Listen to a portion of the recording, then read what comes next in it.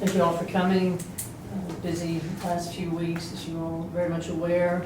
I believe the House is still on, but the Senate has sine died. We had probably the biggest bill we had today was one of the biggest bills we probably had all session, a 2-hour discussion and debate regarding the Oklahoma Medical Marijuana Authority and Senator Lee Wright's bill. Bill number 1033 is Senate bill. And the vote notwithstanding, I will tell you there's probably that procedure that we followed and the discussion of this bill on the floor was the way I believe every bill should be discussed and vetted. There was lively debate. There was deep dive into the substance of the bill. There were questions about what the effects of the bill were going to be on the general public. And there was even a little bit of discussion from one of the senators about how language was put in at the last minute. So it had something for everybody, and I thought it was a pretty good moment for the Senate just as far as procedure was concerned. The other bill we heard today that you might have heard some of the discussion on had to do with the tax commission and the commercial trailer and semi-trailer registration and the fees associated with that. You'll notice my caucus voted no on that bill. We do not believe an $8 million decrease in revenue for the remainder of this fiscal year and a $12 million decrease in revenue for 2022 is wise or timely. We have had a lot of COVID money come in last year, CARES Act, and then this year we'll have a lot of the Relief Act money coming in, but that doesn't mean we don't need to be fiscally responsible and making sure that we continue our revenue stream consistently. So with that, I'll open up for questions. What do you think were the successes of your caucus this session? Survival. I think we have a lot of successes. I think that my caucus has worked as well as any caucus I've ever seen, and we certainly worked as well as we have. We've seen just internally. I've got some great members that bring a wide range of experience and intelligence and information to the table. I have educators, I have business people, I have just a little bit of everything. And I think we are probably one of the strongest caucuses as far as just talent up here. Senator Matthews has had just an amazing year with the Tulsa Race Massacre Centennial coming up. He has worked tirelessly in his district regarding this entire event, and he's just been a national leader in that. So that's probably one of the highlights of our caucus, which is Senator Matthews and all the work he's done. Mm-hmm. Isn't it a bit frustrating for you guys? I mean, you can't stop these bills at all that you vehemently oppose. They just sort of roll over you. What's the solution other than getting more members? Well, I think that when you consider our size, we outperform percentage-wise our size quite often.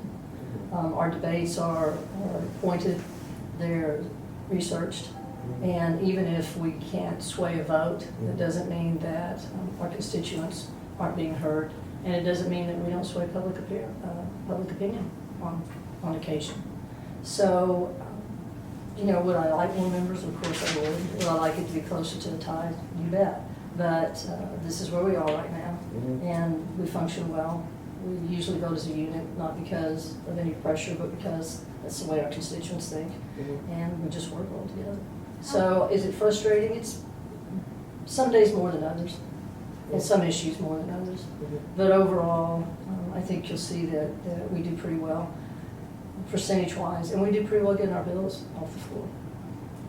How would you characterize this session as a whole? I mean, do you think it was productive?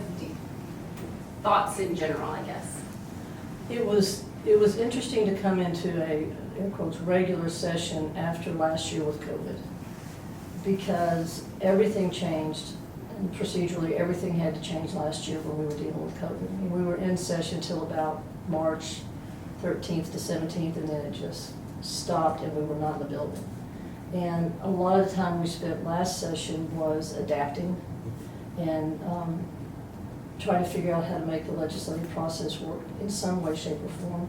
But the vast majority of my time and my caucus's time last year was spent just trying to help our constituents navigate COVID and the CARES Act. You know, from unemployment to evictions to mask mandates or no mask mandates. I mean, it was all hands on deck last year with my caucus, just dealing with their constituents and our districts and how to help people survive what everyone was going through. This year, we started off with COVID restrictions in place, COVID protocols in place. That was a joint nonpartisan effort. Senator Treat and I worked with members of his staff and healthcare experts to try to come up with protocols that everybody could live with. Not everybody was happy. A lot of people were unhappy with the protocols, but overall I think we did pretty well with that. So the first month or two was just trying to adapt to what's supposed to be a familiar environment and a set schedule, working around what we were doing with COVID. Not having people in the building was a very, very big difference. Session has a totally different feel when you don't have constituents or groups or the general public up here. At least it was for our caucus. So that was a big part of it. But I think overall it was, we all sort of settled into what was a new normal. I'm still, I won't say disappointed. We still would like the entire bill process to be more open and transparent. And you all have heard me the last couple of weeks talk about the budget, especially the budget situation. And we are going to be spending some time doing doing case studies of other states on how they do the budgetary process and see if we can integrate some new practices on that. And I believe that Senator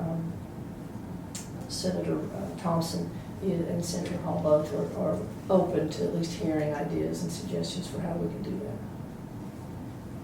I forget the bill number, but earlier this week, the House sent over some legislation dealing with EPIC, basically, and it wasn't heard in the Senate. And I'm just curious, do you think it should have been heard? Is it too last minute to do something like that? Well, from the perspective of being the last minute, we do so many things up here that are last minute. So it happens when that's a good reason not to, but usually I don't think that's a good reason. I think if there's a will to get something done, even if it's last minute, we find a way to do it. We've seen a loft report discussing EPIC. We've seen audits. I think quite a few members up here believe that there needs to be some serious issues addressed with EPIC. And I believe there was an article the last day or two regarding, or maybe even last night, regarding not the board, but the founders separating.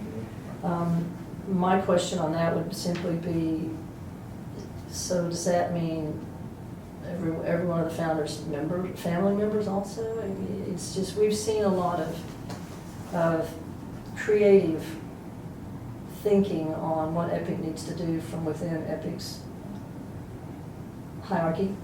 So I will be honest with you, especially after the loft report, I want to ask some questions. I don't remember a loft report on it. I don't either. Loft, You mean a state auditor inspector, I think that's what you mean. did Loft not discuss it too? No. I don't think they've done. Okay. The multi-county grand jury did a report which regurgitated pretty much what the state auditor Thank said. you, there was a state auditor's report. I was gonna say, is there a loft report? I haven't know. seen? Sorry. Okay, you're fine. Session day. But the information in the auditors, Yeah. and it was interesting that it was addressed. Just the issues that were addressed in the auditor's report, I think there's still discussion that needs to be had and more information that needs to be gleaned from that. Well, thank you. Thank you.